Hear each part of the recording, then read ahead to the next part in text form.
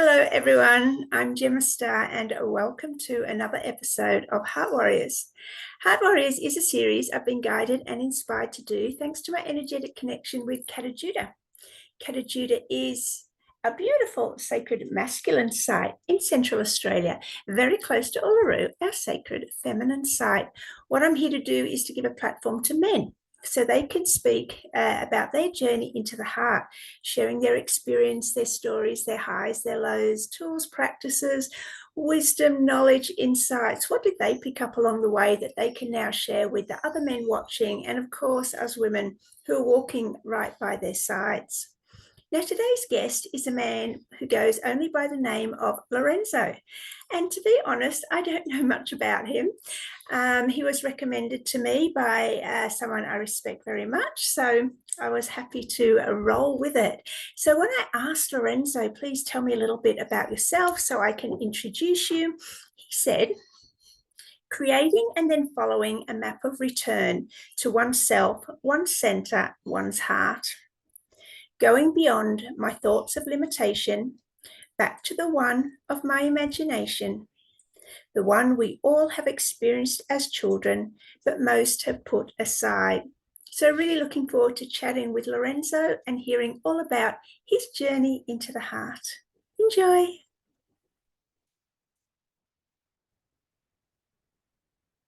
Hello, Lorenzo. Welcome to Heart Warriors. Whereabouts Hello. in the world are you?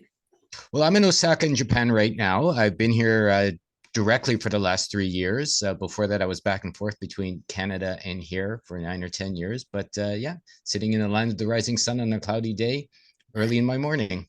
Oh, beautiful. It's nice to interview someone that's on the same time. Pretty much there's only an hour difference between Brisbane and Japan. So we're pretty much in the same time zone. Awesome.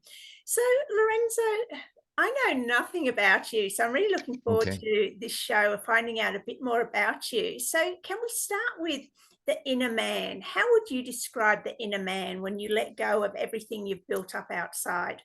Well, it's so interesting that you put it that way. I mean, I'm delighted to be on Heart Warriors. Let me say that first because I've always felt that the best way to be alive is to do so through your heart, even though the world will try and direct you time and time again away from that. A bit of a misdirection towards what they say your heart is for, whether it's for making money or for chasing relationships or for increasing your bank account, a faster car, that sort of thing. And when you say what kind of a man is Lorenzo, it's very interesting to share that for my whole life, I felt like a young boy, right? And I still do, right? My wife says she's dealing with a 5-year-old most of the time, maybe a mature 5-year-old. And so what I've seen from that is on the best of days, it's a matter of keeping the child inside alive without being childish. Remembering what your imagination means to you and has meant for you. It's something I've sat with my whole life. I've always felt that that part of you should be given the strongest voice, the strongest direction, the strongest intent on your day to day. It's one of the hardest things to do in this world. And then to learn to balance that, I guess, with being an adult, so you can't be childish, you can be childlike, and to put those two together and to move forward. So the man inside is a man struggling because I do want to be a strong man. There's no doubt about it. I do want to be a leader of my family and of my community. I do want to share the best of myself so that people can, I think all strong men, since it's, heart warriors, want to help their community, want to be directed towards the best, want to help keep the monsters away, want to help everyone be safe. And what that means has come to be, in my opinion, very much a misdirection of what it really means, right? When they say we're going to keep you safe by giving you extra money or keep you safe by, the so-called, we'll say health and medical procedures of the day, or keep you safe by, new rules or new laws or new politicians or a bigger army. To me, that's all BS. The honest way of keeping people safe is to help their hearts be safe, help them grow if you have ladies in your life, to help them grow as the women they need to grow. If you have children, to allow them to grow as they would like to grow, and to do it for yourself and your friends and your buddies, and to watch each other's back. And I don't mean from your neighbor that's going to come and clobber you over the head, because I found that's really an illusion. I've been all over the world, and most people are nice, right? Most people just want to love, just want to grow, just want to have, a nice home for their family. And most people, you live and let live. That's, exactly what I found. I find it's only through the media,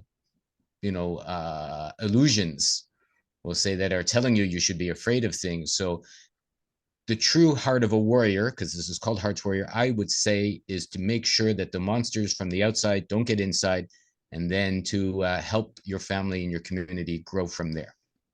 Oh, this is fascinating. And I really want to jump on some points here before I forget them and, get caught up in a different conversation. So, imagination, let's expand this because I agree with you. This is, well, the seed of creation, right? It So, is. can you expand on the power of imagination and how you utilize it in your life? Well, I paint, I'm a poet. I come up with crazy songs. I have a crazy gallows, sense of humor. It's very rude. Yeah, I think you have to find your predilection, what you're good at, and just go with it. Not that so you hurt other people, but so that you're honest with yourself on what you wish to create and bring into being, and you really don't care what anyone says, right? It really, and you can't really try to make money with your imagination. I mean, you can, obviously you can imagine a better way to do something, a better way to make hot sauce, a better way to, help people put their socks on. Really doesn't matter.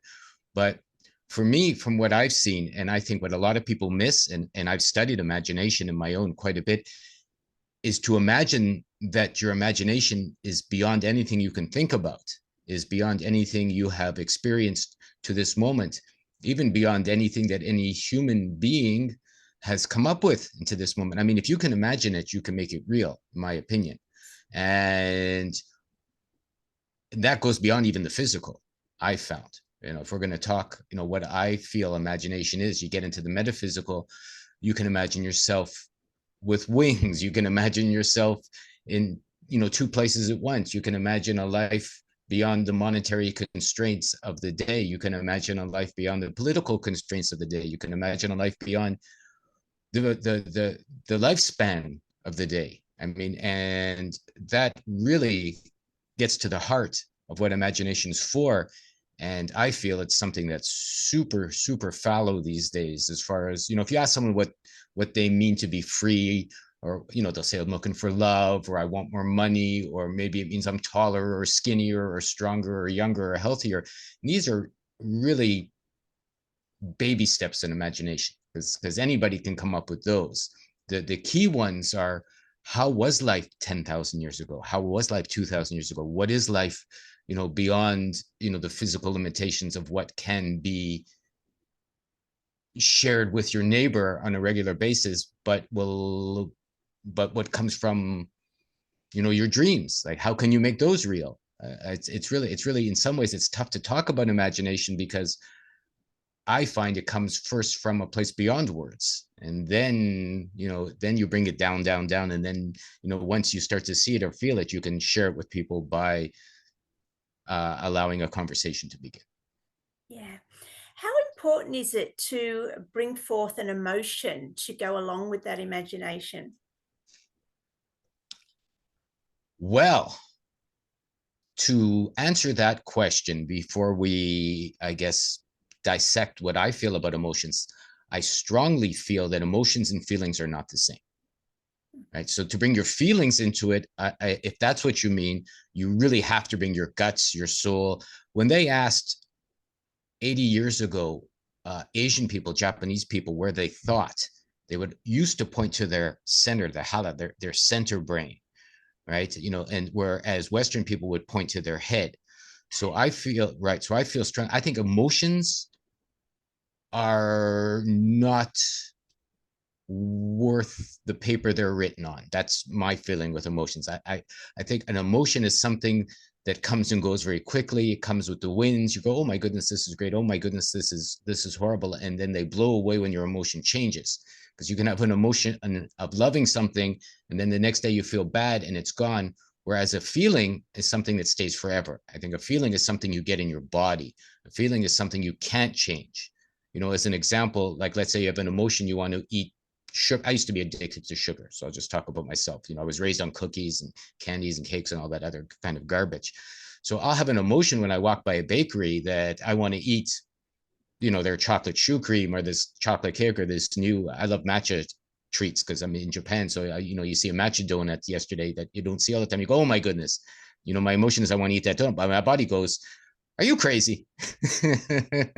My stomach or my intestines will start hurting.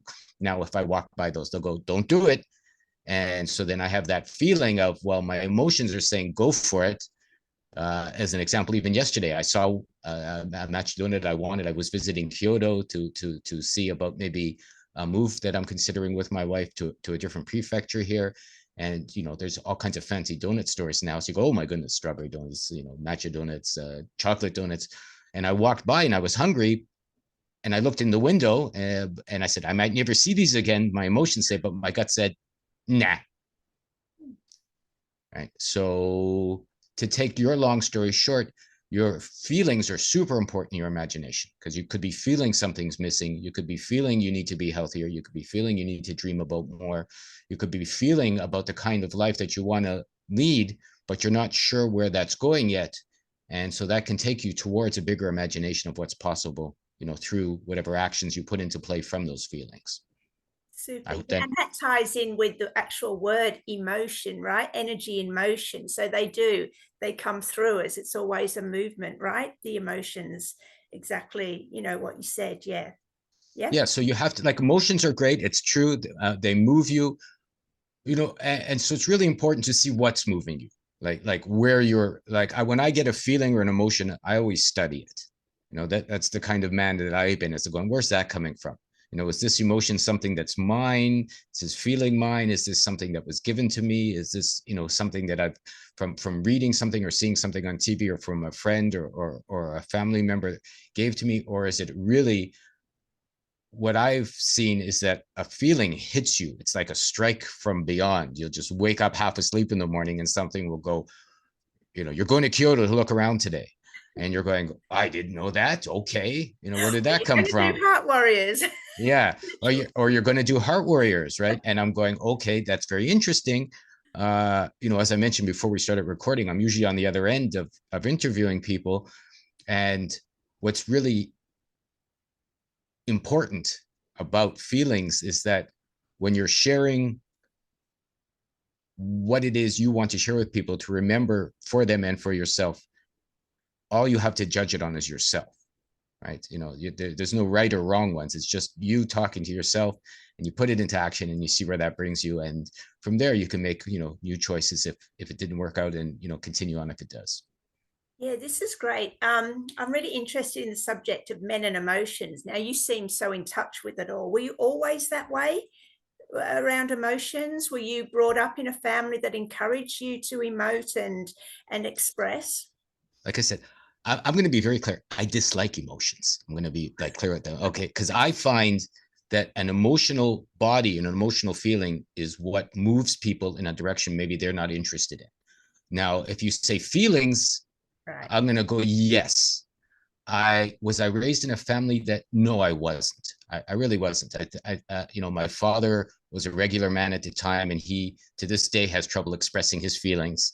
Even I talked to him a few weeks ago. My mother, she was an emotional being, no doubt, and I'm not sure that served her very well. Right now she's a bit of a basket case, having gone. So I saw what emotions did, right? Like, my mother was raised in such a way is that she was an orphan through the war. She had her challenges, raised by a stepfather. And so her emotions of love and her feelings of love crossed wires. Right. And, so she's very loving, don't get me wrong. My mother's super loving. She loves other children, but then her emotions were to hold and not let go and not set free. So I had the opposite experience of, I love my mother very much, and I still do. And I was a first son and even a mama's boy for a while, until it got to a point where you felt smothered by the emotions of the love. And so you're looking at like, what is love? Love sets you free, right? Love allows you to grow. Love wants you to be independent. Love needs you to become who you want to be in your experience of being alive. Even if you don't like it, right? Even if you're not, happy with what you see as that person or people should be doing.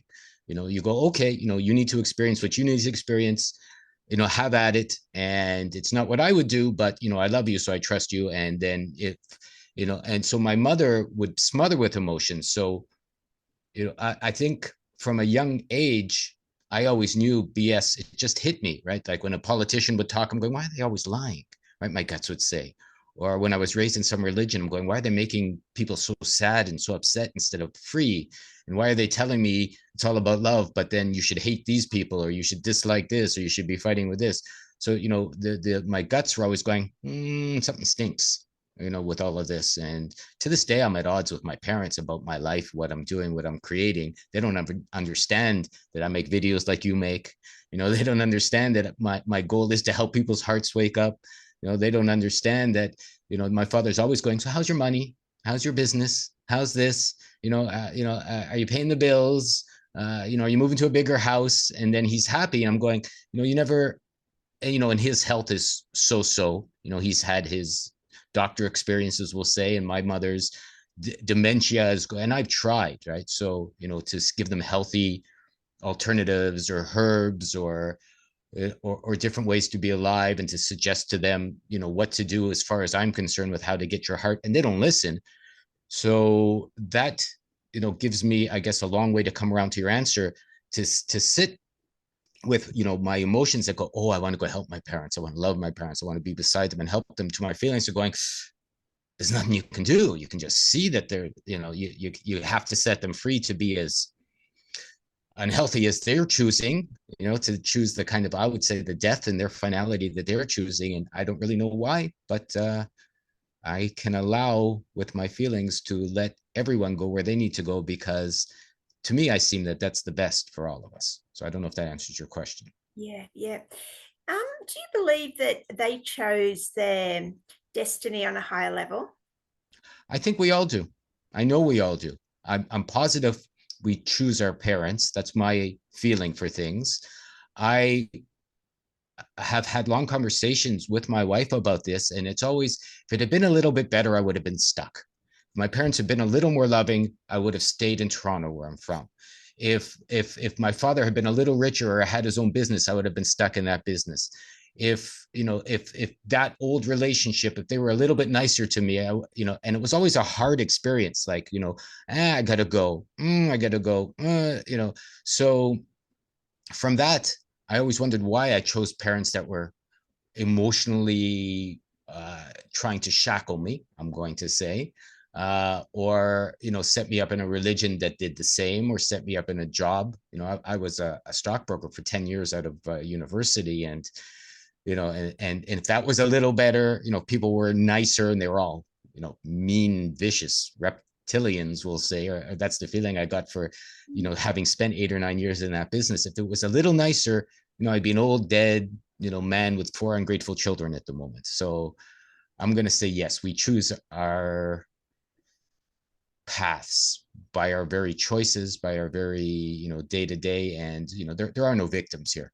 People get really angry with me all the time when I go, there's no victims, pick it up, suck it up, decide what it is. Because what about the children that had this bad experience? And what about, the bad people? I'm going, it's not the same. Obviously, those things are horrible, right? Obviously, people shouldn't be interfering with anybody, let alone, children. But that's not the point. Once you're an adult and you're sitting here, and then you have to make your choices, right? Whatever they are for you, you can't blame. If you blame, you become a victim and you don't go anywhere. Like I watched my mother blame everybody for everything. So going back to that, and that showed me, and being angry about it. And then, she had a stroke, and I'm going, oh, that's what I used to be the same, because, I was closer to my mother than my father growing up. And then I sat and I said, oh, this is what happens when you let anger rule your head forever. Your head explodes one day. Right. Or this is, and I saw my father, who wasn't a strong man. I go, oh, this is what happens when you let emotions rule the family, which he did too much, and I go, then you don't get the strength you need to ground yourself. I see the mountains behind you. And that I always feel that, you need to ground yourself like a mountain, in this world. So yeah, you do, in my opinion.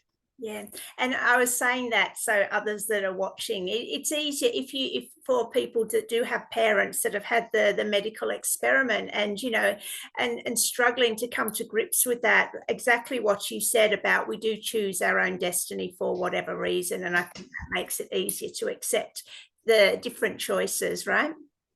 Well, you're sitting there and nobody's really forcing you to do any of these things. People go, I had no choice because of my job, or I had no choice because I want to go to Florida this year, or I had no choice because I want to visit my grandparents, or I need to go to this funeral. But you do have a choice, right? And it's not an easy choice, right? You can choose to change your job. You can choose to leave a relationship behind. You can choose, like, I haven't visited with my parents for 3 years because I refuse any of their medical nonsense, right? I don't even like the tests because I've heard all kinds of strange things, about what, oh, just get the test. I'm going, my guts are telling me no. And what about, my older parents, when are you going to come visit? I'm going, I would love to, but you made a life to where you are, I've asked them to visit me dozens of times years ago, and they always had reasons that they couldn't. And now they have other reasons that they can't. So I'm going, is it easy? No, but I have parent like relationships with other people now. I mean, people don't get that. I have brother like relationships. I never had any, but I have sister like relationships. I have, friend like relationships. And it's not the way you think it is, but it is the same when you get down into your guts and your experience, because you can be my sister, right? You could be my, you can be my friend. You can have a good relationship with the next person, or I don't have any children, but you can still be a good father figure or a good role model. You don't really actually have to be blood related for that to happen. Yeah. We're all related as we decide that we are, in my experience. Yeah, definitely. Lorenzo, let's get into your adulthood. What was the rock bottom moment for you? Oh, that's a good question. Very good question. Rock bottom moment for me was when I drank too much one day, or for about a month. And because I had a life, I had enough money, I had what I wanted, and I wasn't sure what I was doing. And, this is a story I haven't shared before, but since you asked, I will share it now. When I first came to Japan, it's very easy to get alcohol here, years and years and years ago, maybe about 10 years ago. It's all too easy. You can go into a drugstore and get a bottle of whiskey for $7, right? I don't like whiskey. I'm just saying, 24/7 there's convenies or convenience stores in Japan. So anytime, any day, if you're of age, you can get alcohol here and you can drink anywhere. That's no problem. Streets, parks, benches, doesn't matter. So when I first came, I was like a kid in a candy store, and I took advantage of that. I'm going, oh my goodness, I have enough money, my job's good, things are moving really well. So, have another, have another, have another.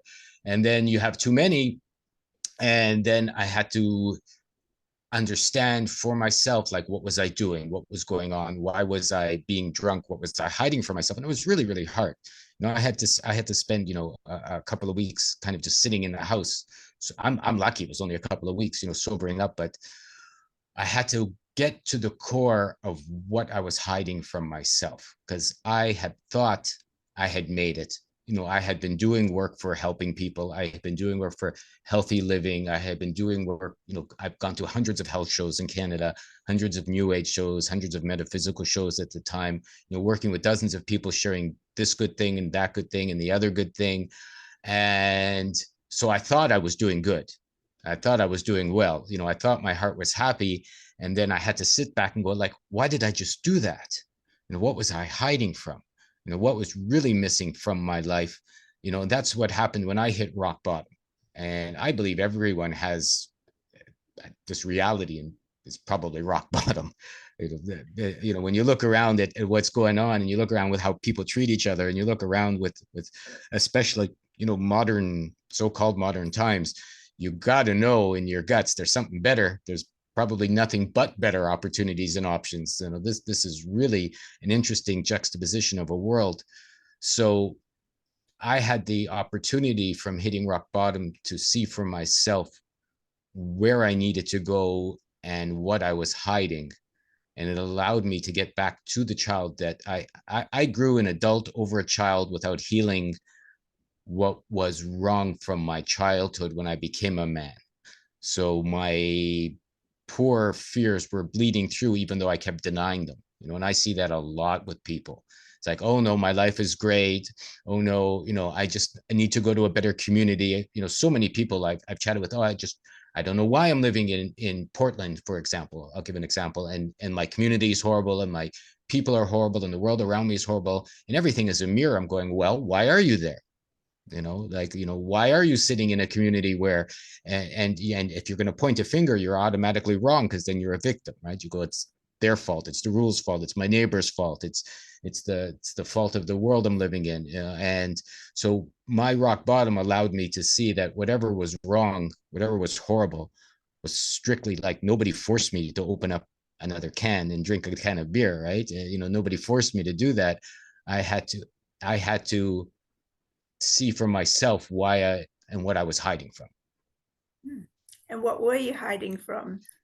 My heart, my pains, my lack of belief in myself, my lack of growing up. I have to be honest with that one.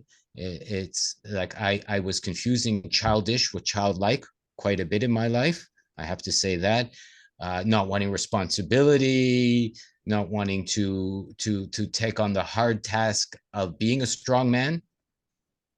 I've read somewhere from one of the Taoist books, or was an old style Tao book, where you're a child till you're 50. So this happened around 10 years ago when I was around 50. I'm 59 now. So this is when I had this experience. So that, and then like I've seen that you can live much longer if you choose to. We can probably live hundreds and hundreds of years. We used to live thousands of years. So this 70 and 80, and you get old and you get decrepit, is just bullshit from the monsters that be, that don't want you, because you become wiser when you're past 50 usually. But most people I've seen, when they get to their 50s or 60s and the wisdom strikes, they've allowed their bodies or their mental facilities to degrade to the point where they can't do anything about it. When I used to go to these health shows, we did print newagora.ca, which is still up there. People can see online. I'll plug us a little bit, newagora.ca. You can see all our back issues there if you want to, and what we're doing now. And I used to go to all these shows with our newspapers, because we did a monthly full color print magazine at the time, before it became untenable with the viral shenanigans a few years ago. And there would be so many old people going, oh, I see this is bad, and I see that's bad, and oh my goodness, my children and my health, and you go do it now, and we love what you're doing, and do it, do it for us, because I see the truth, but I can't do it for myself now. And that felt creepy, to be honest, because well, you've got to a point, you should be able to do it for yourself. Right? You should be able to, I can't do it for you. I can't do it for anybody. And you would feel the weight of people grabbing you kind of by the ankles and going, we need to go to freedom, so you have to go and take us there. And so what I saw is, at the time, going back to my rock bottom, is I was still a child. That's what I was hiding. I hadn't grown up yet.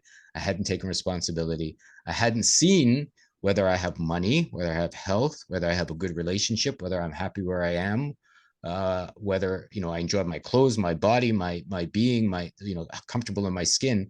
That it was all my responsibility, and I was still blaming. I was still saying, if only people understood our newspaper better and gave me more money. That came to me a lot. Or, I can't believe these people aren't getting that I'm really trying to help, and so they really need to give me the power so that I can help them, right? Or, I thought I knew better. My wife still tells me to this day, be careful. And in Japanese way, up nose. She goes, keep your nose down. You still get so full of yourself. Even a few days ago, she said, Lorenzo, when you do interviews, sometimes you sound like you know better, and you really don't know better for anybody but yourself.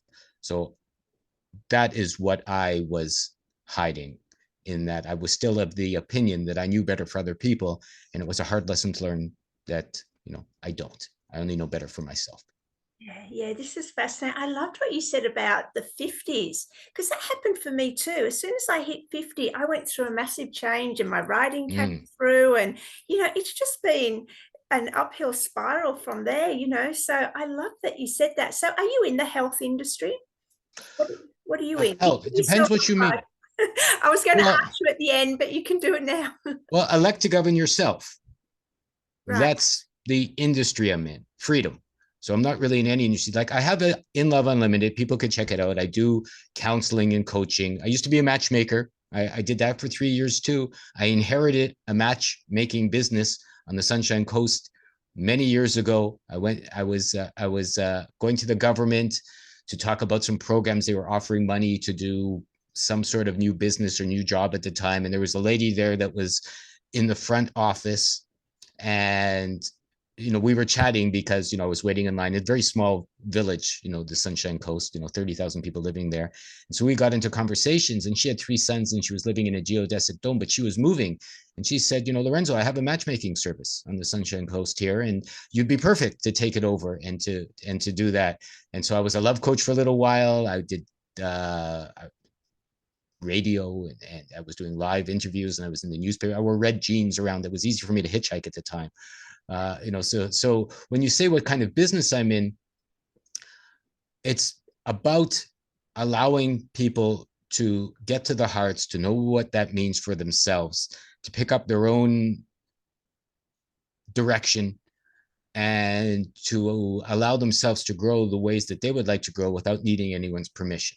So elect to govern yourself is the business we're in. So I do phantom work, missing pieces, but it's not really like you're missing harm. It's what you're missing in your imagination.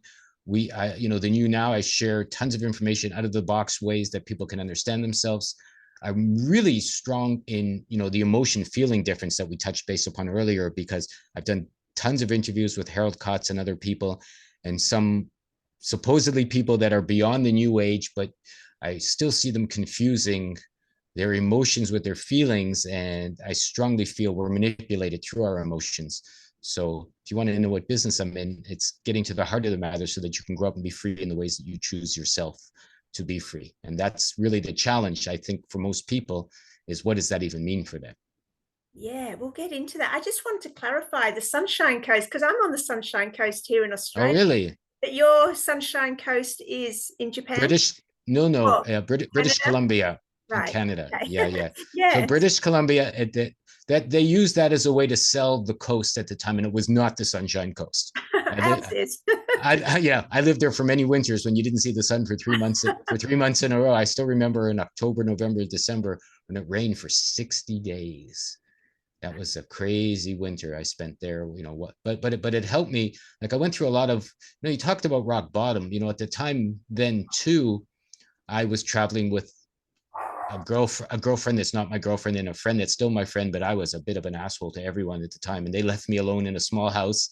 So I spent a couple of years there, kind of wandering the coast and wandering the beach and kind of getting to the heart of who I was and what was going on.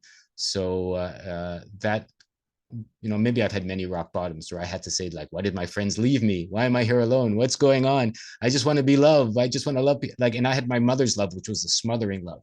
So I had to see that really wasn't love. That was, so yeah, Sunshine Coast, British Columbia. You have to take a ferry from Vancouver and then you can get there. It's a nice place. Beautiful. Great. So, yeah, let's unpack this. So, going back to the rock bottom moment we spoke about, where you were drinking and you had to stop and take stock of yourself, and you understood what you were hiding from, you did the mental work. How did you just stop drinking alcohol? How did you then incorporate your newfound wisdom into your life and start spiraling up out of that? Well, my wife threatened to leave me if I kept drinking, so that was one thing. All right, a friend of mine came to from Canada to Japan to talk with me at the time, and he helped me out. And to be honest, I saw how I was not treating people well. Right? I saw how I was being selfish. And I saw how I was being selfish to my wife, because drinking just doesn't affect you; it affects the people around you. If you get grumpy, you're affecting the world around you. If you're just thinking of yourself, you're not being kind to your friends, no matter what you're saying. And so I incorporated it by becoming honest with what I was creating around me. I saw I was not creating the happy wife, the happy life that I wanted. I was not being the good friend that I imagined I was. I was not being the good person that I kept telling myself I was. I had to watch people, like people in my family and other friends and people I've talked to over the years that would say they're nice and they're kind, religions that say we're just doing the best, or politicians that are telling you we're doing this for you, we're doing this for your safety, I'm doing this because I love you, I'm doing this because I want to keep you this be safe that everyone signs their emails to me with now, and it creeps me out. Like, what does that even mean, be safe? Like, it's such gobbledygook. Be safe from what? Like, what are you being safe from, and how are you being?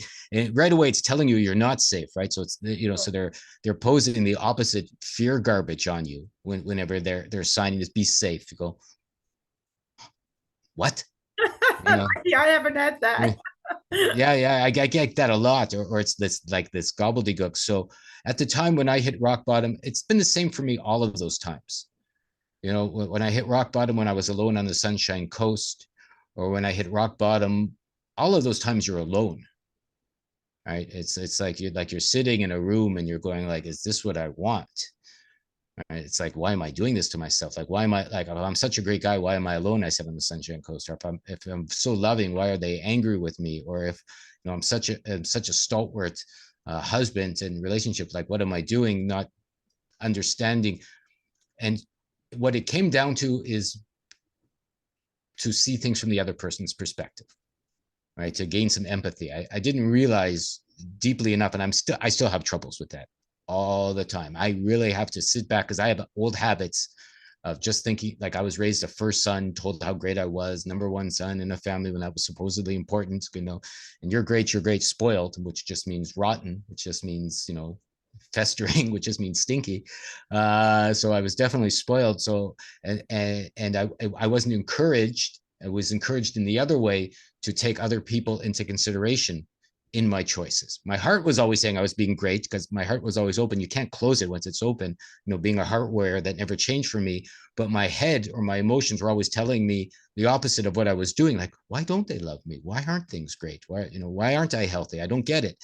And I had to see, when I looked in how other eyes were looking back at me, what I was creating beyond my own selfish small world, and to see how that affected the people around me. This is great because, there's a lot of men out there that are watching, and women, but of course we're talking about men who, do have a daily alcohol habit that might not, that might think, oh, it's quite harmless, a couple of beers after work, or, a couple of nights out on the weekend. Did when you stopped drinking alcohol, how different did your life become? Completely different. I mean, I still have the urges, right? Like I said, I'm in Japan. They drink all the time. You go out and people are always drinking everywhere all the time, right? And you go to festivals and people are having a drink. You go here and people are having a drink. So you're always going, oh my good, and it's beyond easy. And I have seen that we have energy that can grow beyond a certain point. And if you're drinking, even for the weekend, maybe it's not true for everyone. I can only talk about myself. You're bombing, BALM, you're bombing a pain, or you're bombing a feeling of not, maybe not everyone's like this, but you're bombing a pain, and you're relaxing in a way that's probably in the end not good for your body. So, there's always a price to pay. If you drink, there's a price to pay on the other end. And so I don't know for everyone. Maybe for some people it's okay. I've had some friends that still have a few, drinks every now and again, and they say it's all right and they're good. Although I see they get more emotional and less patient, when they come out the other end, even if they'll deny it. So I think it erodes at your patience. I think it erodes at your ability to make a good choice. I have seen for myself that I get to a level of happiness, and I tried having a couple of drinks maybe a year ago, and it doesn't make you happier the way you would think it does. It does the opposite for me now, right? It brings me below my level of energetic competence, because it's literally slowing me down instead of speeding me up like it used to. So the more I become confident in who I am, the less I need to drink, to the point where I don't drink at all anymore, in that I trust myself and moving forward. So those people that are drinking, maybe, to be honest, it's the same with everything. To be honest, to why? Like, what are you doing? You're just having a few to relax, and it's not bothering anyone, and you're having a good life. Whatever, it's up to you, really. And like, you can do what you need to do, but what could I tell them is just to be honest with themselves. It's really all I can suggest. in that way and to see how it's affecting the people around them, and maybe to ask a few friends for their opinion if that's something you're interested in. Thank you. How are Japanese men different from Canadian men? Modern or before, like the last 10 years has shown me a big shift in manhood everywhere to the squishy, mushy baby kind, right? And I see that here a lot too now. It's like, the floofy hair and the I used to buy socks at this place, and then suddenly they're neon pinky colors all over the place, and so it's a hard question to answer because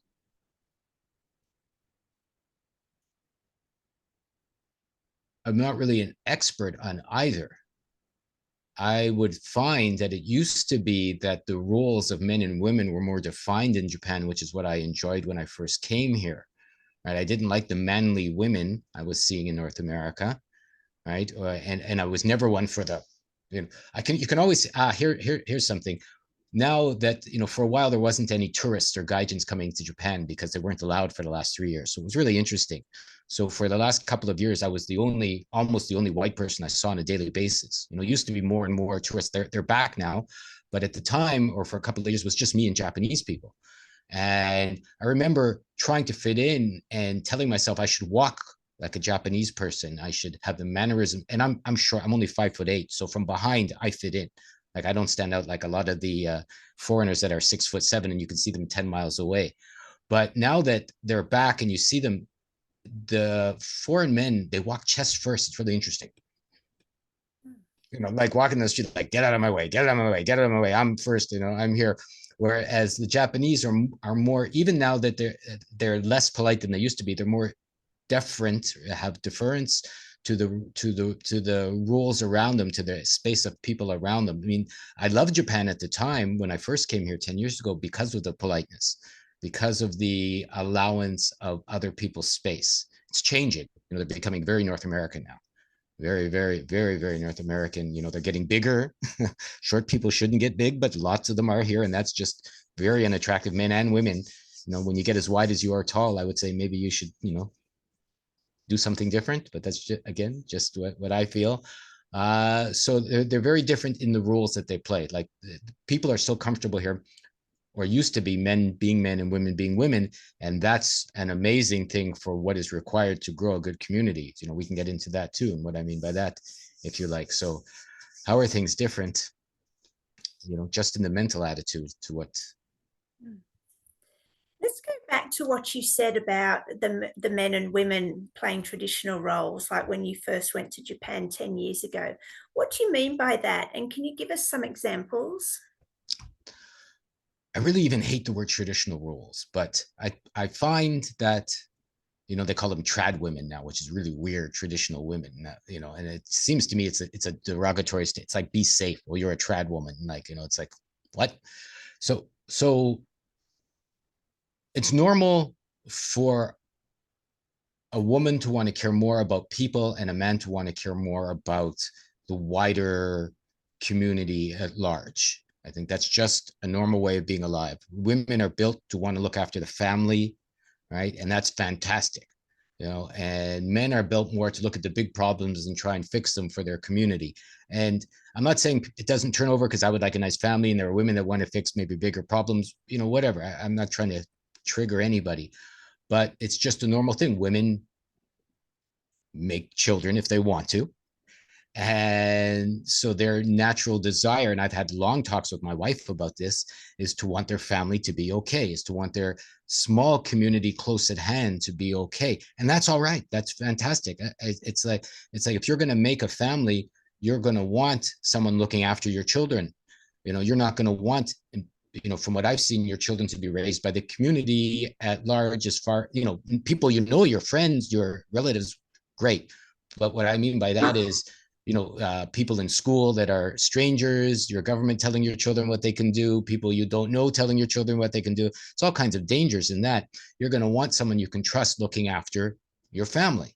someone you love, looking after them, who really loves them and cares for them, is not interested in an ulterior motive or has an agenda behind what they're saying when be safe, or we're doing this for you, or we're doing this, so that you can get a good job when you grow older. And to me, it's obvious, if you get out of your mind and you get into your guts and your heart, what you want to do with your life. And used to be, it's not shameful in Japan to be a housewife, right? To look after the children. It's not shameful, for the man to go out and work all the time. It's like it used to be normal. It's like that's what it is. If you want to do that, I mean, women probably work 10 times harder than men when they're housewives. This thing is like, oh, you're just a housewife, makes me want to punch people in the nose, because I watch what my wife does, or I watch what other mothers do, and there's no break, right? Time you get up, time you go to bed, you're doing everything all the time. It's probably 10 times harder than a man's job, or at least equally as hard. And it's just what and then so equating what you need to do with your time for these illusionary money dollar things, right? Is just the most asinine thing I can think of, because what are you doing? You're giving up your energy and your power. You only have so many years and so much time to do what you feel like doing, and you're giving it up for these illusionary dollars. Things have become twice as expensive in Japan recently because of the certain wars around the world, which is all bullshit. And so you're literally taking your energy and tying it into someone else's idea of what they value your life for, right? And so this is what I'm gonna, turn it up, men and women. And a man should want his community strong and happy and healthy, and that shouldn't be influenced by anybody. And if a woman wants to make a family or be part of a family and to keep that strong and healthy and growing in the right direction, that should be her role, regardless of what anyone says. And those are very, very connected, or can be, right? And in hand, it's a beautiful thing, and it's something that can really help both parties grow in love when you get beyond the physical, because eventually you get older and you're not chasing someone's behind, or you're not wiggling down the street and hoping you're going to catch the eye of some 6 foot tall guy with a big wallet or something, or you're not a guy chasing wiggly parts around. You're like growing in your heart. It's very different, and it's more the way I've shared this with people is I love trees. Is when you look at an old tree, it used to be in Canada, and you'd see the majestic redwoods. You're not saying, oh my goodness, that's an old tree, I'm not attracted to it. That's where your eyes go. That's where you want to hug. That's where your energy, you're going, oh my goodness, look at that. The little saplings or the small trees, you're going, whatever, they're cool, they're nice. You're not going, oh my goodness, I want to chase these little saplings, or I want to chase, it's the older trees, the majestic ones that have grown the way they want to grow, that you're looking at going, men and women. So when you grow beyond the sexy bits, let's say, and you get into something else, and you start to see really what a woman's power is, I have seen, and you start to see really what a man's power is beyond procreation. And then you get into an area, since you asked me that question, that you really can tell the difference, and how that's a beautiful thing, and that a woman can give birth to dreams. This is what I'm going to say. Right? Whereas a man fathers the dreams, or gives direction to the dreams. That's just a normal way. So a man is very good at standing straight in what he needs to bring into reality. We're going to do this, and that's that. And a woman can be more flexible, because that's just their nature. They move around more. That's just the way they're built, right? They're more of going where they feel like going, and so they can bring a dream into reality and nurture it. And that's something that really nobody talks about. I never see this in any relationship, or any, even this, be a traditional man, be a traditional woman, or it's good to be a woman, it's good to be a man. That to me is still the surface of what's possible, because when you get to bringing new dreams into reality, and I don't mean new babies, that's a procreation, but new dreams. Imagine that. We're going to go back to imagination. So imagine a man has a dream, a new society, a new way to be alive, a new power, new physical characteristics. I don't know, could be anything. And then you need a woman to give birth to this. All right. So, and that's even something I can't talk about, because this is all beyond words. So if you have real women, and I feel that's what's being on purpose in this society taken down, is when women are told they should be men, they're giving up their real power, which is giving birth to dreams. Right. And, so they're just working for a dollar. So they're just, an asshole working for assholes. And, when they tell a man he's just got to save money, and then somehow that's going to make everything good. then he's giving up his power, which is the power to direct society towards a way to be that his heart is telling them is possible. This is so good. This is so good. How do you feel about well, I always think that the masculine drive is for freedom and the feminine drive is for love, which sort of fits in with what you said about women caring for the family and men building the community. Would you agree with that? 100%. My relationship with my wife over the last 10 years has been amazing because she's always going, I don't understand freedom. And I've been sharing, I'm happy you asked that question actually. And I've been sharing what it means. And even now, a few days ago, she's going, that's what you mean. Oh, this. And I thought I knew what love was. Right. But I've been watching my wife being like selfless to a fault almost. So I've had to help her with that. And I've been selfish to a fault. And she's helped me with that. And to going, well, I still love my mother, I still love my sisters, and I still love this, and be careful, you don't want to trample and you don't want to be cruel to people. And my experience has been, yes, a real woman knows love, knows what it means. And I don't mean the emotional self-narcissist, you look in the mirror and put 70 pounds of makeup on, and try, the weirdness that they're teaching women these days, or the weirdness of love that they're teaching men these days. But it's a natural state for a woman to want to love and to create. I mean, that's just normal, or to make, to make something. And it's a natural state for a man to want to protect. And that's what freedom really is. I mean, what does protection mean? What does be safe mean? When people bring these words up to me, I go, what do you mean? I'm awake. What does that mean? What are you awake from? What did you fall asleep from? Right? I'm spiritual. What do you mean? No one answers that, right? I can, I'm ascending. What do you mean? I'm not coming back to this life. Why? What do you mean? Like, what's going on? What is your life? That you're like, I'm in a matrix. What do you mean? People get angry with me because they can't really answer these questions, because really you are the matrix. You are your life. You are the ascended master.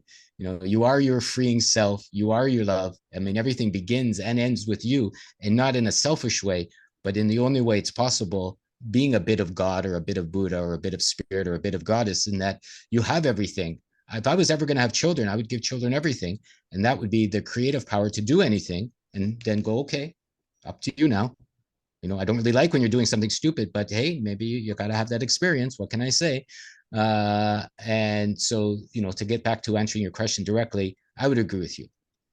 If you watch a real woman, you can learn about love and selflessness, and real being the key answer to that. If you watch a real man, you can see sacrifice and dedication, and the idea that freedom and being safe means you keep monsters away, means you keep parasites away, means you keep anything that doesn't allow your love to grow away from your family and your community.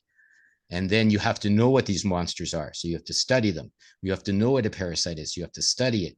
You have to know, look behind the money system. What's going on there? Where does it come from? Who's making it? Why is it, oh no, it's gold. Oh no, it's digital coin. It's like, it's all the same bullshit, because you're giving up your power for something that's not real. And this is a weird world in that it's upside down, because our true value and our true limit is we have a life. You get a first breath, you get a last breath, supposedly. And, that's the gift. And it's literally priceless, right?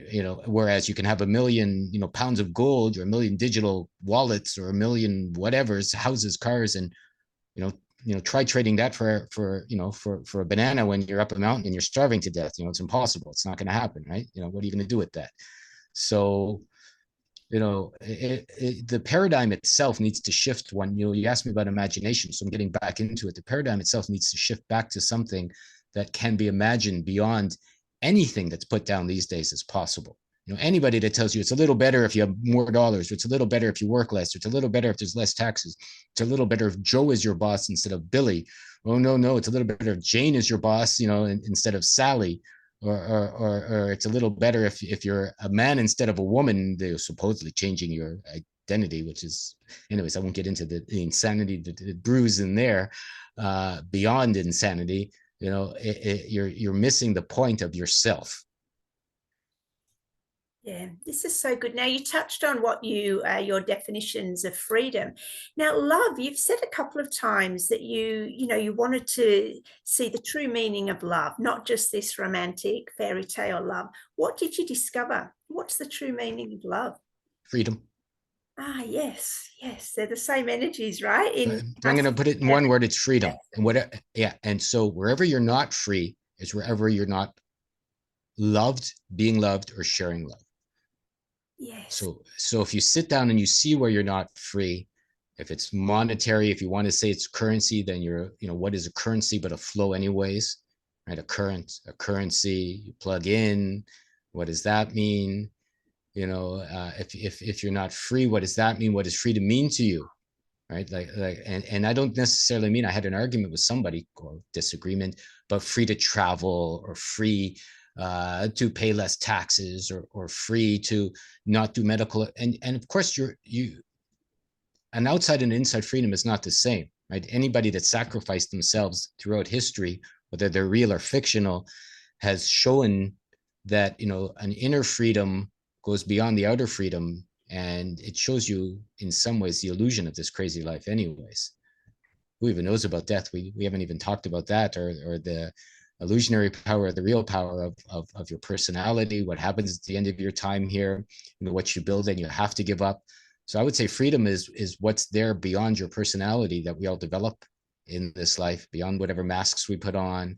We have a mask to people, and then when you're sitting alone in a room, you have your personality to yourself. I can remember I didn't have any dates in high school, right? I didn't have any dates in university. Like I didn't know what was going on with the social milieu, although I had all the male hormones at the time. And I remember when I was 18 or 19, sitting down one day and going, you have to be an asshole to get a date. You have to be one of these guys, you know, to find women, because just being a nice, loving guy wasn't doing it for me at the time, anyways.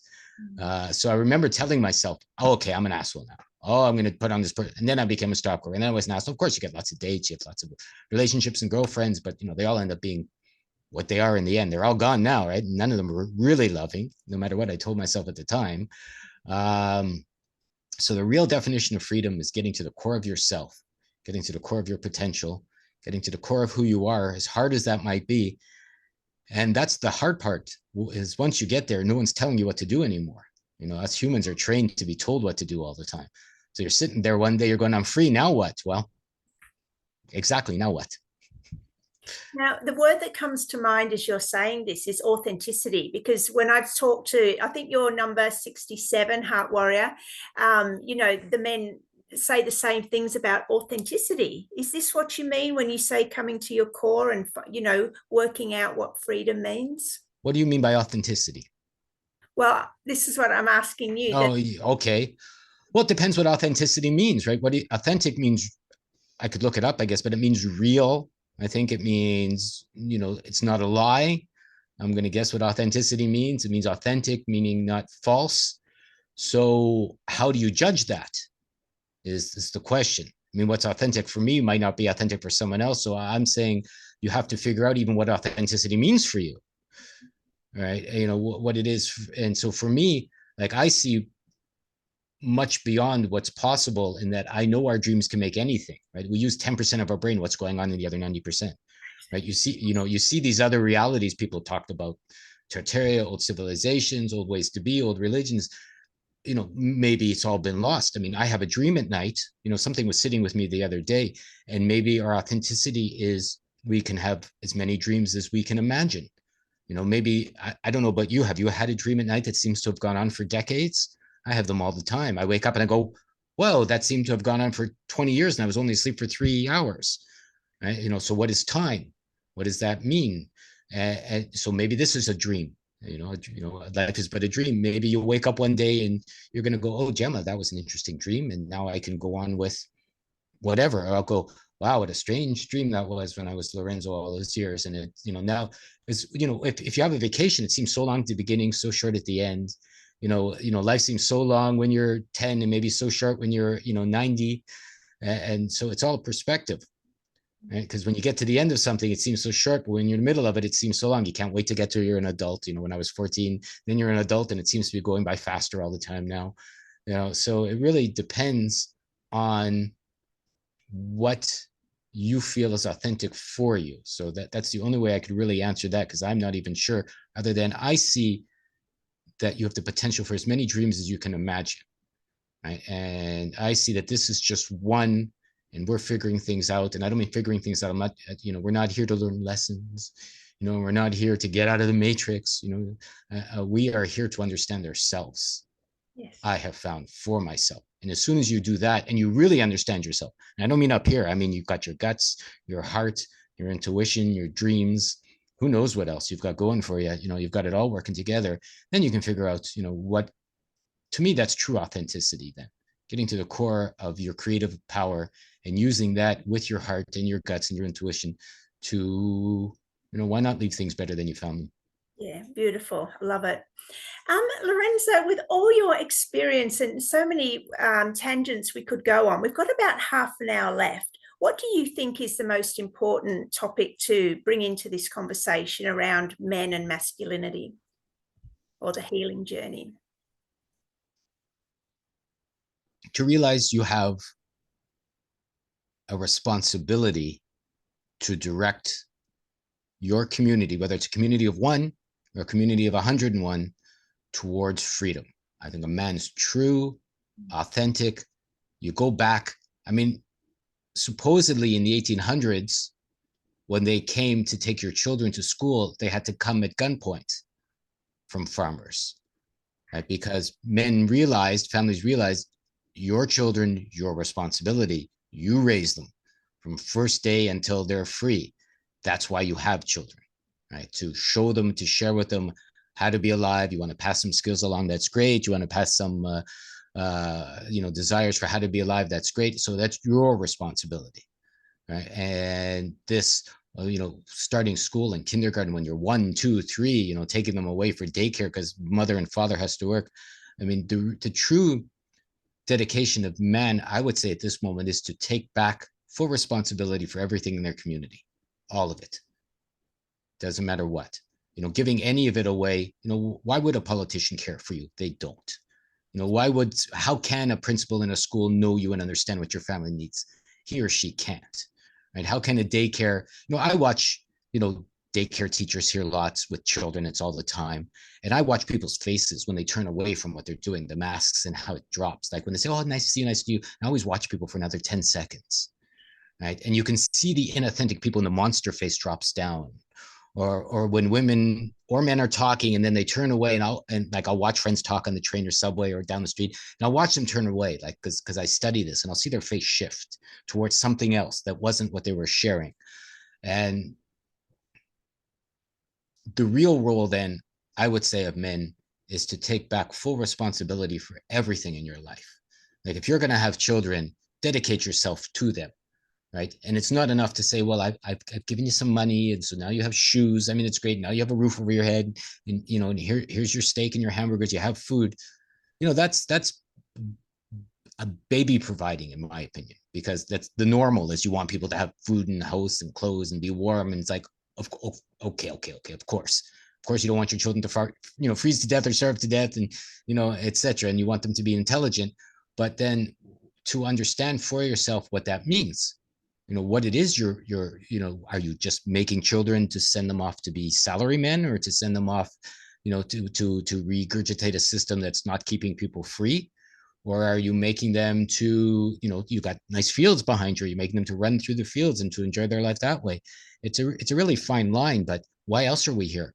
But to, there's nothing but better. We're very lucky in that, to me, this society has hit rock bottom in so many ways. We could talk for more than a half an hour on how crazy things are.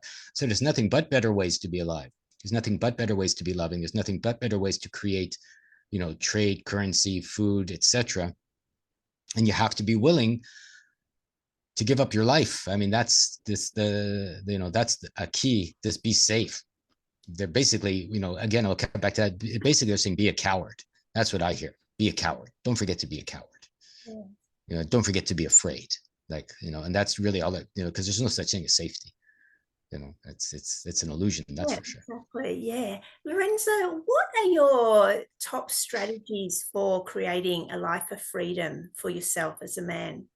to see where I'm an asshole still and to change that. My like there's Shigeru Mizuki. He's dead now, and he's done manga here, or he did for 80 years. He lost an arm in the war, and he was still a creative genius. He did Kitarlo. I don't know if people have heard of him, but he studied uh, ghosts and phenomenon and yokai, they're called. And it's just like otherworldly things. And he was very humble in his way and very beautiful. And I have a drawing sitting over there of a little boy looking in a mirror. And the mirror is him, of course, because he's looking at it. And he's looking kind of confused. And the little boy is sticking his tongue out at him, kind of like that. And basically, there's a caption underneath in Japanese that says, roughly translates, "How am I being stupid today?" Right. So he's looking in the mirror. So how am I not being loving? How am I not being strong? How am I not being courageous? You know, you can always do better when you're, I mean, we're only here to keep growing, like those trees that I talked about that are 500 years old and they're just getting stronger and bigger and bigger and stronger. I mean, I've heard that those mountains behind you used to be trees. You know, that was another theory, is that, you know, that they're just petrified enormous trees from how the world used to be. Like, who knows what was here before? Like, you know, who knows how we were living? Who knows what was going on? It's like, if my dreams are any indication, it's way beyond anything you and I can even talk about. You know, for like there was supposedly a huge building in France, 500 rooms. I forget the name of it now. It's still there, a castle that had no toilets. You know, this is one thing. So like, what's going on? Did people not have to do that kind of wasteful experience? You know, because they weren't at this low level of having to eat. You know, and people go, well, I'm a vegetarian. You know, you kill a broccoli or you kill a plant to eat it too. I mean, so maybe there was a time when you didn't have to kill anything to be alive. You know, maybe there's a way where you're not, you know, taking life to continue on with your life. So, you know, to see the potential and the imagine way beyond what's going on, even if you'll never get there, but to always strive for it anyways. You know, that's my definition of freedom. Yeah, I love that. Lorenzo, you touched on religion when you were younger as a child, that, you know, maybe your parents were trying to push you into some religious doctrine. Would you like to expand on that? And it sounds like you already had a gut feeling that that wasn't for you. When I was about 12, I was raised Jewish, right? Or Judea, as they say in Japanese, which is interesting. And, you know, there's this one time a year when you go to kid, you have to go to synagogue and get rid of your sins and all this other nonsense, where supposedly, you know, one day a year you get rid of your sins, then you're all right. Sure. So I remember my parents, we weren't part of any synagogue at the time, and they were just driving around trying to find a space, because you had to have a seat to sit and listen to rabbis. Oh yeah, that's what they were called. You know, tell you you're all right.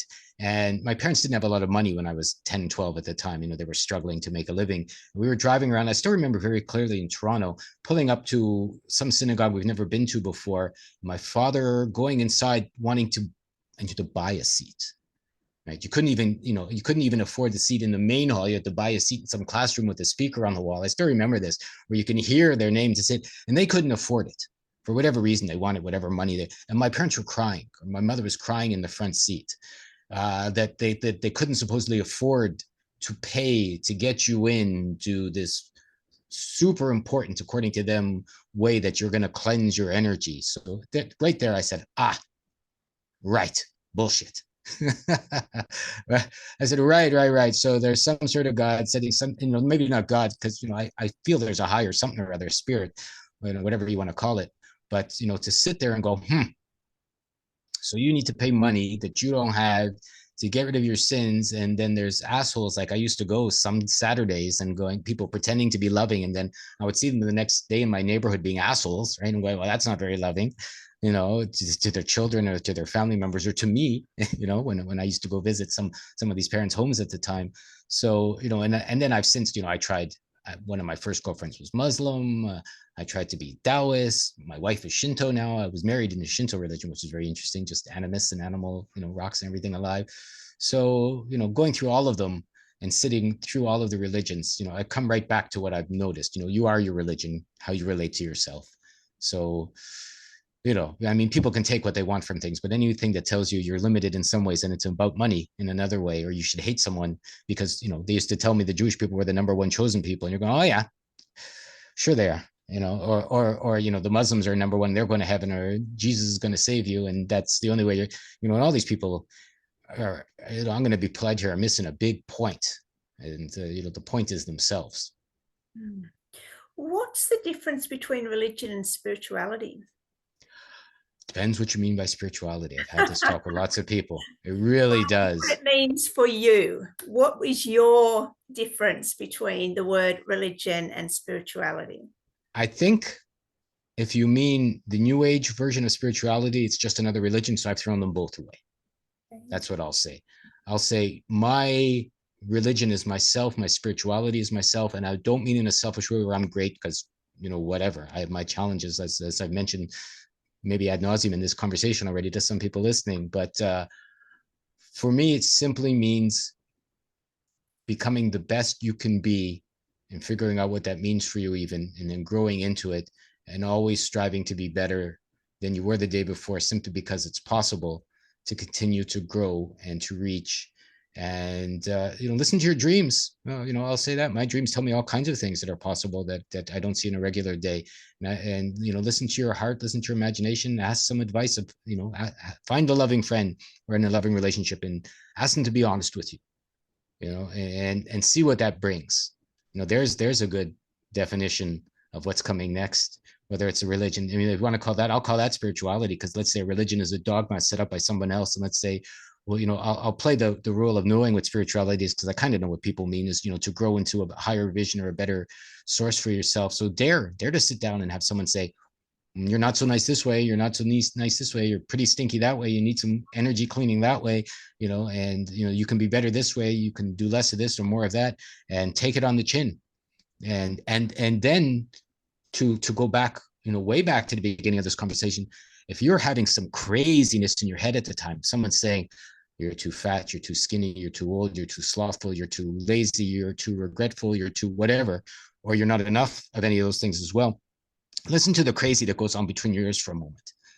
That's your emotional body that says, they're wrong, they're horrible, you're right, I can't believe they said that, all the sacrifices I've made. And let that get quiet, the cacophony between your ears. Talk to your guts, talk to your heart, talk to your second brain.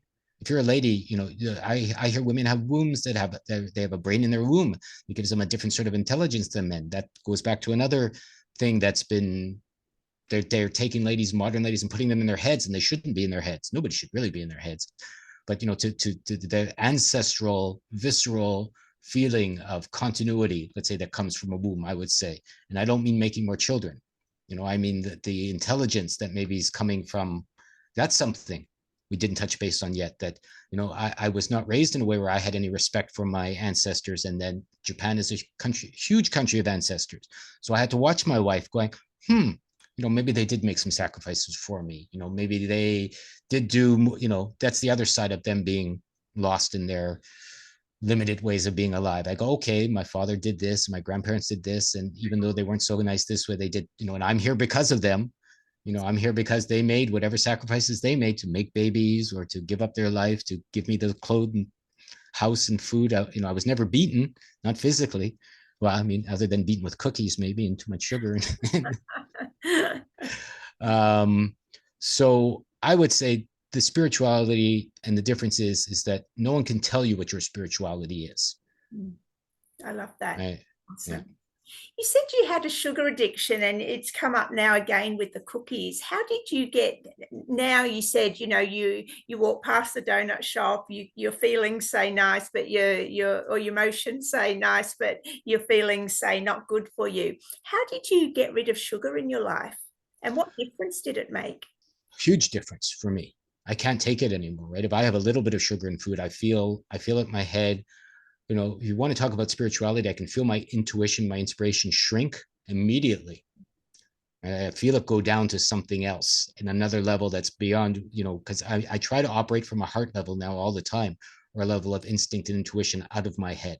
And I find it brings me back to my head, which to me is very limiting from what I've discovered as more potential for myself.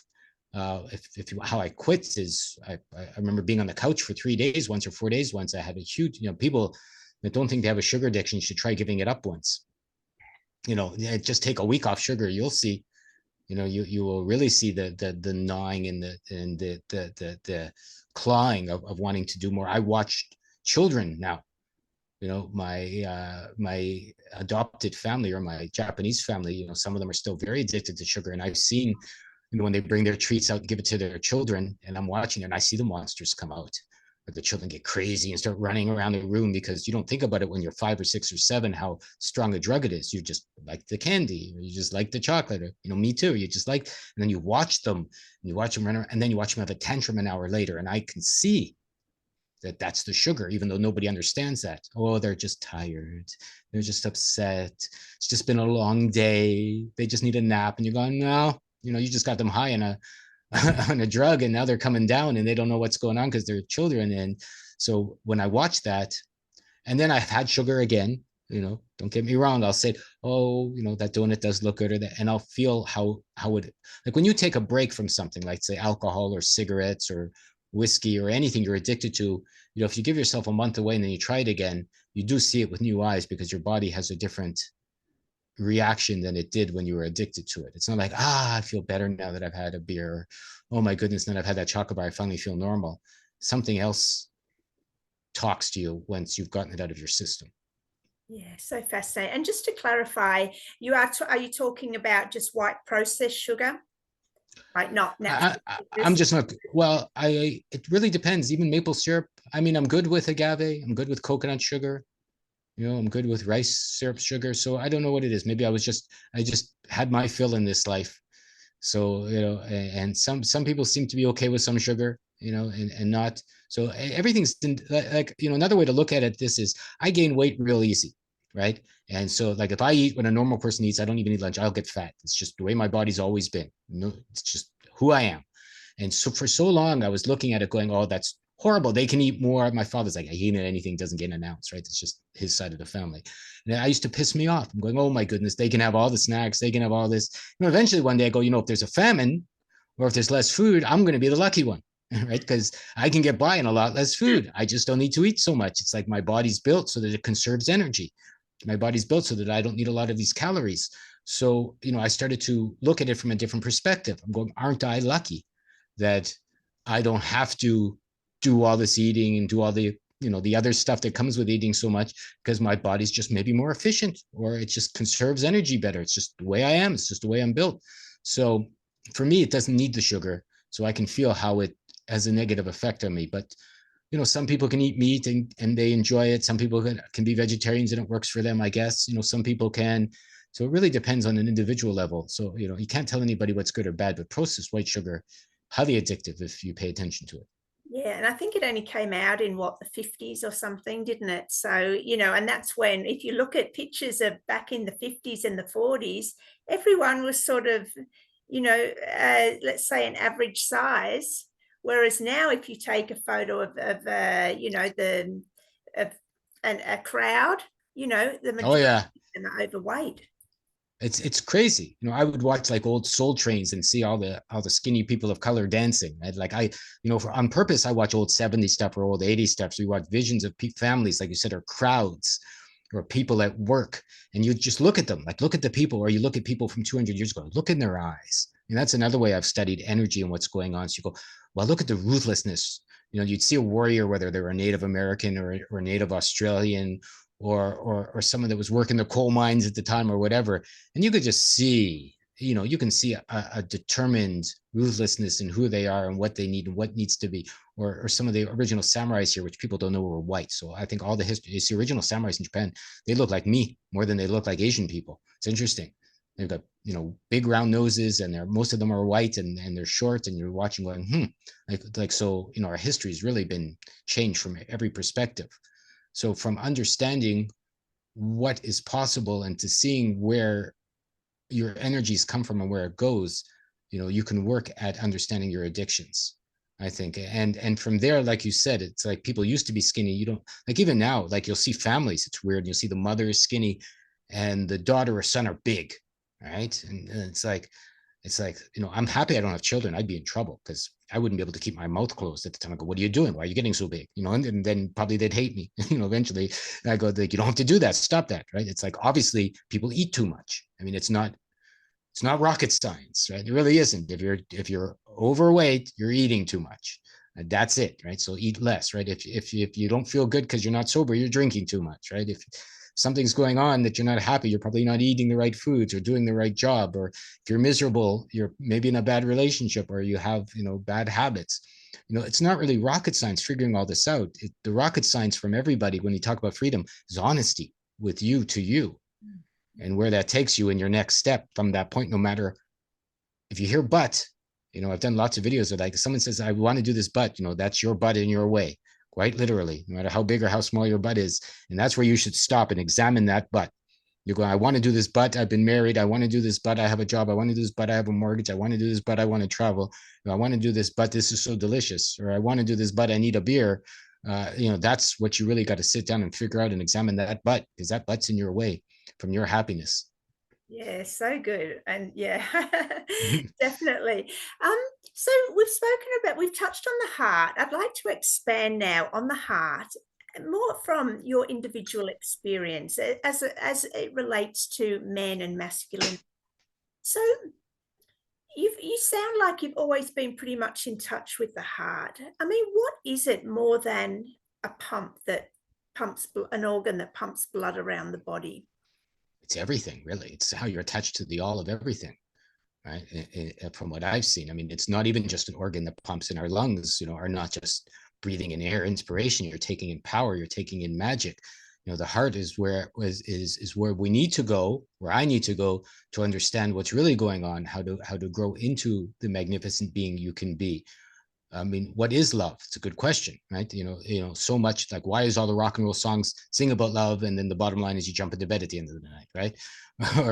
or why does love like buy chocolates, or why is love the opposite sex, which it's not, right? Or why is love making children, which it's not, right? I mean, it can be. You can love your children. Don't get me wrong. You can love your relationships, husband, wife, whatever. But what really is love, right? And so I've studied that, and as a man, it has become my battle cry, and that nothing is more important. If I'm not feeling love, I will stop a situation, right? If I'm not feeling love for people I'm working with, I felt love when you wrote me, so I said, okay, I'll do this interview, right? You have to feel the love of doing something before you do it. And if your heart is saying, then pay attention to what it is. It's not really like the challenge with magic, and the challenge with freedom, and the challenge with love. So simple, everyone just misses it.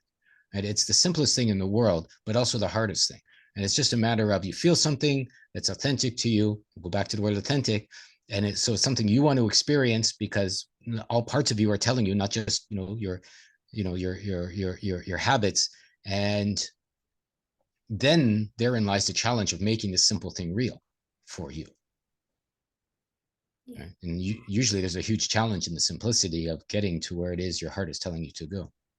Yeah, I love this. And I mean, as a woman, on the whole, I would say the feminine energy is generally more in tune with feelings and emotions as the feminine energy. But I love this. And I know other men have spoken of, the masculine energy often being very much sort of above the shoulders. But I love how you're bringing it into the body and incorporating the heart. Have you got do you do like meditation, yoga, martial arts, anything that really puts you into your body? Yes, maybe not in the ways people have defined them, though. I did take kickboxing, kung fu for a number of years, and it was very helpful for me. I did do meditation, tried yoga on that very same Sunshine Coast. Remember when yoga teachers at the time were rounding up people in the neighborhood to practice being teachers. So I tried that for a little while. When I used to do the paper, though, I remember going into yoga studios in Vancouver, and they hated what we were doing. I'm going, why do these people hate what we're doing? Right then you realize, it depends what you mean by yoga, because it used to be energy practices, and it's become like a fashion statement right now. So my definition of masculinity is below the heart, and I'm not getting rude, below the head. Mine is always sit in my center of my core, right? My head helps me. I did an interview with Harold Kotz. I don't know if any of your viewers are familiar with him. He's very, very intelligent scientist from Germany. And he's going, if you want to change the world, four steps, this was just an interview I did recently. It's like intent, will, and then choice, and then action. Right. And I think choice and action, maybe come from the head. So I think what comes first is intent and will, like a gut or a feeling or something that comes from somewhere else that you want to make or create or do something new. Mm. I just want to ask you, like, there's something I've been meaning to get to before we run out of time here. Why are you doing the Heart Warrior series? I'm curious. Like, you said you have did you say 500 men or something was your goal? I forget. You had a goal of a certain number that you wanted to interview or something. Like why? Like, what brought you to the spot where you wanted to get all this out and shared into the world? Yeah, well, 100 men.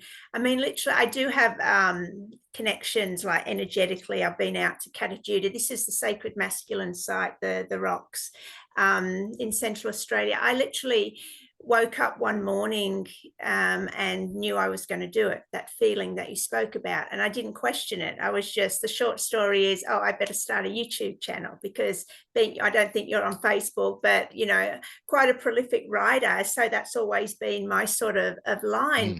Mm. And, not really putting my face out there. So it was something huge for me. But I knew, because I do write a lot about the feminine and the masculine energies, I'm very interested in the feminine journey of the past few years, but now very interested Mm. in the men's movement and the rise of the masculine, because as you said, to build stronger and safer communities, like, the protective masculine and the freedom, we need our men to rise. And I agree. I do say that I didn't choose this, it was chosen for me. And I just kicked off with a friend with number one and plodded along. Well, I appreciate what you're doing. I do want to invite you to share some of that writing. I'd be happy to get it up on our network, anytime you feel like it, if you're still doing the writing, and so we can continue to share. I can continue to move what we're doing, so it becomes more than the one out that we're doing right now, because I'm very much aligned in, the stronger people are anywhere in this world, the stronger we all are. The more men they are holding down freedom, the stronger we are. The more women that understand giving birth to a new dream, the faster it'll come. So I really appreciate what you've done and what you're sharing too, and allowing me to express myself, because I've done hundreds from the other side. I've done very few from this side, and any way that I can help, please let me know, because now that we've become face-to-face friends in our way here, I would be delighted to see how we can help each other grow. Oh, wonderful. Thank you, Lorenzo.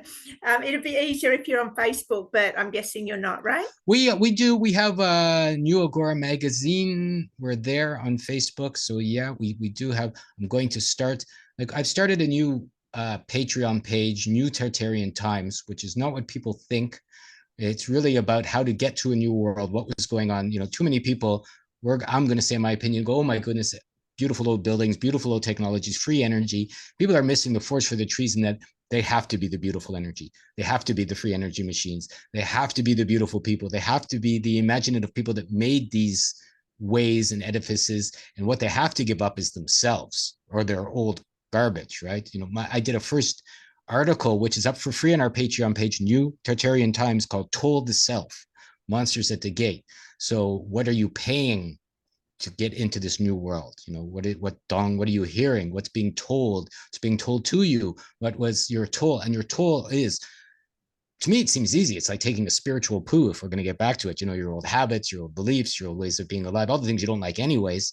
And of course it hurts, right? I mean, imagine being constipated for 40 years, what you're going to feel like when you sit down for the first time. It's not going to be a pleasant experience for anybody. I mean, I've done hundreds and hundreds of colonics to go Yeah, back. Like, how else did I get here? Like, I did them as and well. and I did the first 20 backwards before I watched some, because they didn't have videos at the time. I go, oh, you don't sit this way, you sit that way, right? So I had my crazy, messy experiences, we'll say.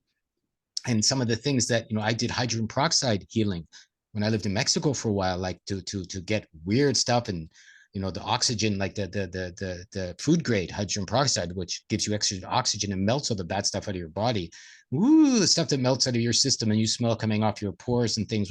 So I've done all kinds of cleansing to get off the sugars, as you mentioned, to get off the bad foods I had growing up. Like, you asked me about that. That's just coming back. What I had to do, tons of colonics, tons of fasting, tons of healing, tons of weird things like hydrogen peroxide. I can't say I recommend it. That stuff tastes horrible, but supposedly it works, oxygenates your body and gets the really bad stuff out. So maybe that's why, I don't get sick, nothing bothers me, and I haven't had any crazy medical interventions in years and years and years. Yeah, and I can relate. I was a lot on the sugar, and I've just like weaned it out of my life now too. So, and but I'm interested in now in what do you eat? What is Oh, your diet? well, lots of fatty meats since I've come to Japan. I've been converted that way. Lots of fatty seafood because of that, I make my own kimchi all the time. They have tsukemono here, which is fermented in rice pickles and you can't buy any of this shit because if you buy it, it's got sugar or MSG in it anywhere and everywhere. I've noticed, which pisses me off, but that's the way it goes. So I've just learned you have to make your own. So fermented foods very important. When I miss them for a few days, I can tell. I think fermented foods, and fermented foods is it's why the Japanese probably live so long, or used to anyways. It's why they used to be healthier. Fermented shoyu, which is soy sauce, or beans, miso, and obviously the pickles and the kimchis and all of those things. So, but I eat a lot of fatty meat now. I don't care what anyone says to me. I've heard that it was missing. Like I used to go to dentists all the time, and then somebody, I remember watching a video, said it's because you don't get enough organ meat, or you're not eating enough of the internal what have yous of the animals, or enough fat from fish and things. And since I've started, I don't go to dentists anymore. No problems, because they said you can grow everything back because you're missing minerals. Because raised in North America, where fat is bad, fat is bad. Don't eat fat, don't eat fat, don't eat fat. And it's the opposite here in Japan, where the fatty meats are the more expensive ones by a lot, and stuff such as that. So I would guess, before the vegetarians get angry with me, is eat what your body says you need. I tried being a vegetarian; it didn't work for me. Make sure that things are sourced. Can't always get organic here, but I try and go to the farms and the farmers and the local stuff and the things as much as possible. I mean, even in Canada, I remember reading that all the organic stuff, which has to come from outside of Canada, because Canada is a winter country, especially in the winter, it's all radiated. So you get your organic lemons. And I didn't realize till I got here, and you're getting them from your neighbor, just giving you a bag of lemons or a bag of other citrus. They're not even the same fruit. You're going, wait a minute, what's that weird, complicated taste add? It's not just sour and lemon. You're tasting all these minerals and all this other energy behind whatever it is you're eating, and it's very different. So local, and only because, not because of the carbon or your footprint or the pollution. It's all bullshit. I think it's just mostly because it hasn't been poisoned. The closer you are to the source of your food, the closer you are to the source of getting something that hasn't been altered. And if it's not altered, and they radiate everything. I watched mangoes coming from Australia to other parts of the world. They're just, how do you do it videos. I watch lots of those, and you watch all the mangoes going through this machine that's zapping them with light, and I'm going, oh right, that's their their UV stuff, where they're supposedly for your safety, getting rid of all the bugs. And really what they're doing is they're killing all the nutrients. Pasteurization. First time I had raw milk in Mexico, lechero came up on a donkey, and took it out of his side cart and like into the lady beside me, into her jug. And I tried it. I'm like, oh, that's milk, right? Whatever they raised me on, that wasn't milk. Or it was a friend of mine here, when I lived somewhere, had a goat, right? And had to milk the goat because that's the way it is. And we used to get for $1 goat milk every day, and my wife would make kefir from it, right? And you're going, real food, right? So I'm not saying you have to be a farmer, but figure out where to get real food, and you'll notice your energy levels change. Right? You'll notice, when you have good gut bacteria, you'll notice, and I'm not saying it to be healthier because it's good, or because of carbon, because it's cheap, or because it's better for the environment, which I all think is suspect anyways, as a way to, keep you safe. It's more of the nature of, you eat healthy living food, you become a healthy living being. Yeah, so good. Thank you. So two things left, Lorenzo. First, I'd like you to let people know where they can find you, and I'll put all the links below if you could email them to me, please. And then I'll ask you to deliver a final message for men. Well, newagora.ca is our website. NEWAGORA.ca. Agora just means a whole bunch of people coming together, new ways to be, new community sort of thing. We have elect to govern yourself, where we used to have it on our masthead when we did print. And from newagora.ca, you can find all of our links. My email is there, all of the other works I do, the New Now, which is my video channel. But, that's a good place to start. And if you go there, you can find everything else. And if you have any trouble, Lorenzo at newagora.ca. That's my email. I don't hide anything. Send me an email. If it's intelligent, I'll answer. That's how I put it. If it's intelligent and loving, you get a response from me. If it's the other kind, I'll probably ignore it. And so that's where you can find everything that I've done. I'm doing New Tartarian Times, with Campbell from Autodidactic. He's a fellow Australian. So we're sharing ways to be alive, ways to be strong men, ways to allow yourself to grow into the kind of community man you could be and can be. And there you go. Yeah, I've interviewed Campbell. He's great. I mean, that's how you change your life too in your imagination. It's like 3 years ago, I said, hey, I like what this man's doing. I'm just going to send him an email. And he said, I don't usually answer emails, but I want to talk to you. And then, 300 videos later, and some of my heroes that I've just wrote a few times, and they said, okay, let's chat.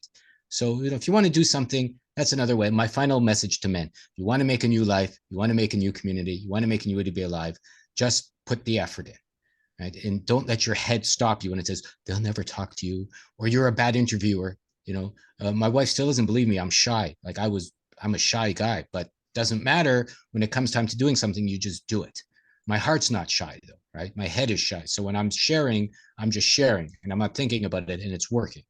So that's another message for men. If you need to do something, you want to do something, your feeling is to make something new, do it anyways. Such a great message. See what happens. What's the worst that'll happen? You fall down, you make a mess, you hurt yourself, you'll be dirty. It happens to all of us anyways. Everyone falls down. Everyone, I have a piece of pottery here that says, fell down 8 times, got up 9. It's an old Japanese saying. So, whatever, who hasn't fallen down and made a mess and been stupid and been an idiot, like everyone, and be happy with being a fool. Be happy with being, looked at that way, because then you have nothing, then you become fearless. Because that's one thing that stops most people. It's like they're afraid to look stupid or foolish or unhandsome or unpretty or whatever. It doesn't matter, right? I mean, be ready in your own heart to be successful, and you'll find people. Like, I didn't get married till I was 50, right? So I thought I was never going to get married till I met my wife who came to Canada. And it doesn't matter. I had to wait till I grew up, till I became that man at 50 and knew who I was, or else I would have probably had a miserable marriage, miserable family, miserable things. So I waited, and it doesn't matter, right? So now it's amazing, and my life is growing, and I'm finding out what really it means to be in relationships. So if you're honest with yourself and you succeed in making sure you're listening to your own heart, no matter the challenges, life will be great. Life will be amazing. Life will be much better than it is, or much better than you can even think it will be, just by allowing that to happen for yourself. So that's my message to men. Love it, love it, love it.